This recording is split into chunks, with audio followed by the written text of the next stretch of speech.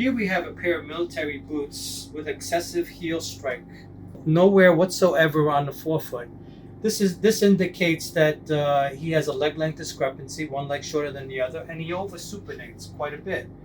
So we were going to repair these with the Vibram 360 Force military grade sole with a built-up material. Another indicator here of different type of pattern here. He has excessive metatarsal pressure here, and also on the big toe here. Normal heel pattern. We're going to repair these using a Frederick Essex City material. It's going to increase the performance of these shoes tremendously.